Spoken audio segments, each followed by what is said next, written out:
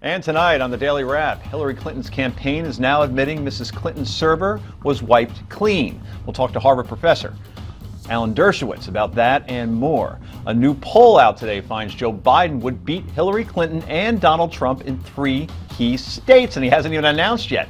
And the Ashley Madison hackers released the site's user information. Ruh-roh. This is the Daily Wrap, live from New York City.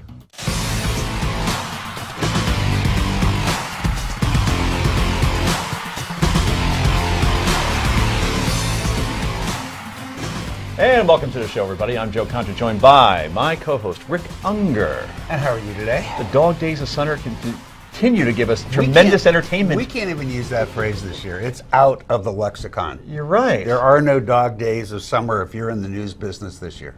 And that's good for us, right? Yeah. And great for our viewers as well. We'd be talking about the weather otherwise, and that's not very interesting either. No, it is not. You never take vacation, by the way. I love what I do. Why would I want to leave it? Every day is a vacation. Every day is a vacation. Okay, and we'll transition out of that happy thought to Mr. Vacations or non-vacations, right? Stand-up comedian and writer Joe DeVito is back. Welcome, sir. Thanks, guys. Love the pocket swear. Well done. Right on. Thank you. And finally, he's the editor of thewisdomdaily.com and a stand-up rabbi himself. He is Brad Hirschfield. Welcome. Good to be here, as always. Bears tie. Well done. Absolutely. All right, let's get right to the Daily Download.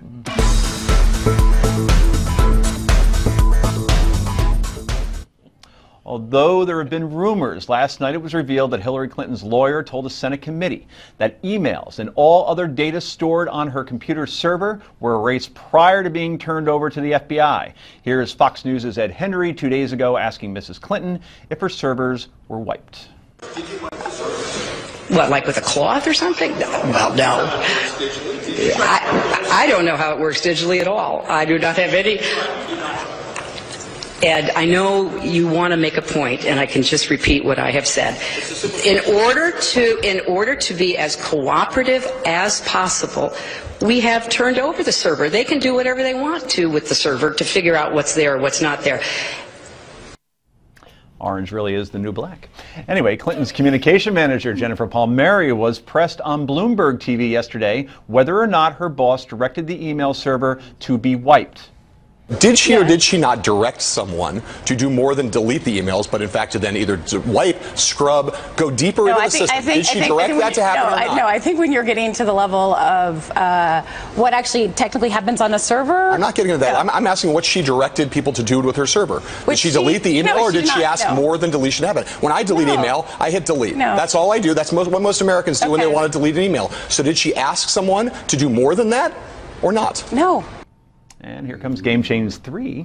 Anyway, that certainly went well. Yeah. Let's bring in famed attorney and Harvard law professor, the aforementioned Alan Dershowitz, who has a great new book out, by the way. Started reading it this past weekend. The Case Against the Iran Deal. How can we now stop Iran from getting nukes is the question. Great read. Definitely go get it. Okay, Professor, welcome back to the show. Here's what I got to know first, just as a layman, don't know much about the law or technology. Why isn't it just a crime to wipe the server clean and then say, okay, FBI, have fun with it? Well, everything depends on timing. If you have been subject to a court order and you wipe things clean, of course you're guilty of contempt of court and probably obstruction of justice. So it completely depends on when the wiping occurred, whether it occurred at her request. Her communications director said no, it didn't.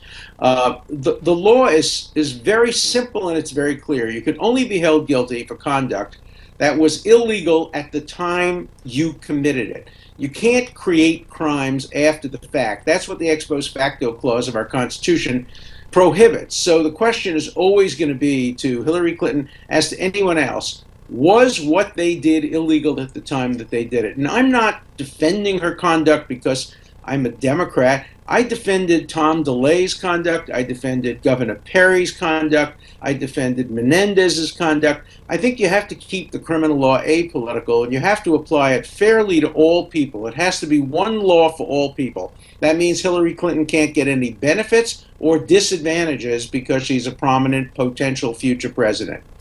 Professor, it's Rick Unger. You know, it's been an interesting day. We were talking about it before we came on the air. A lot more data coming out or information that could be exculpatory for Secretary Clinton. You know, we're finding out that some of the earlier reports as to what was on those emails may have been inaccurate. It seems to keep changing every day.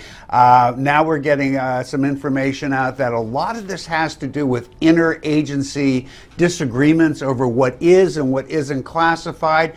Do you think that maybe we've all gone too far, including the media to be sure, in mixing the political with the legal and maybe getting a bit carried away? Well, I think that happens very commonly, and I have written and talked against the criminalization of policy differences for years and years and years.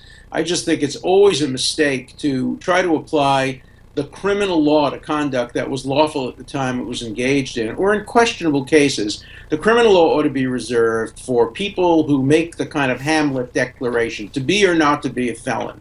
Here I stand, I'm now going to make a decision to cross a line into felony, and if that decision hasn't been made, you can't impose criminal liability on them because you don't like their politics, because they may have done something that was wrong but not criminal, something that was stupid but not criminal, or something that you wouldn't apply the criminal law to anybody unless they were prominent figures. One law has to apply to all, and it has to be applied only to conduct that was illegal at the time it was engaged in. If we apply those rules to Hillary Clinton, I'll be satisfied. Let the chips fall where they may, as long as the law is applied fairly. Professor Dershowitz, Brad Hirschfield, I appreciate that perspective, and I think you're obviously correct that that's what ex post facto is all about, and you can't be guilty of a crime that wasn't illegal when you did the act. On the other hand, we know that a number of security agencies in this country at the national level have requirements for the handling of information that may become classified. That is to say, it has not been declassified. It falls in the category of unclassified. And minimally, it does seem that Hillary Clinton may have run afoul of those procedures. You can tell us about whether or not she's legally culpable for that, but it does seem to me there's a whole other set of categories about the handling of information whose categorization is not clear, and she did not hew to the procedural requirements either of the Department of Defense or the Department of State. Well, look, I agree with you completely that what should be and what should not be classified is often a matter of degree and often a matter of politics. I think much too much material is classified these days. I think most of the material that's classified today is classified not to protect the United States from security threats, but to protect people in office from embarrassment. And if you took the position that anything that could possibly be classified should not be sent on a private email, then you would not allow anybody to have a private email, because you never know what's going to be classified after the fact. I had a case a few years ago where my client was sending material to China which was not on a list of material that couldn't be sent, but then they put it on the list afterward and try to prosecute him for criminal conduct because you should have anticipated that it might be on the list, and we did get that part of the conviction reversed. So, I mean, the law is clear that there has to be not only no violation of ex post facto law, but also due process that requires clarity and precision.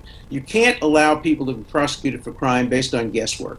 Professor, part of being a good lawyer, obviously, is prepping your client as far as how to respond to the media. And it seems that Hillary has failed at every turn in terms of answering basic questions like, did you wipe the server clean? What do you mean with a cloth? Those sort of answers. How would you advise her from that perspective as far as how to answer these questions to put this aside? Because it seems like with every answer, it only gets worse for her politically.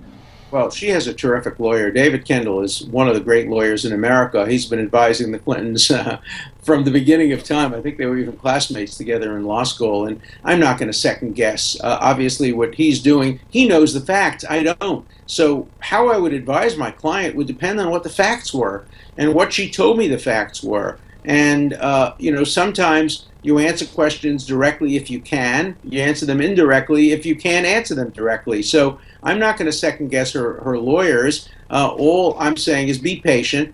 The evidence will all come out. And by the way, nobody, as far as I know, in my experience, nothing can ever be scrubbed clean. The FBI has techniques for anything you put on your email eventually will become public if the government is determined to make it public. So my advice to everybody out there is if you want to keep secrets, don't scrub or erase or delete, because that's not a way of keeping secrets forever.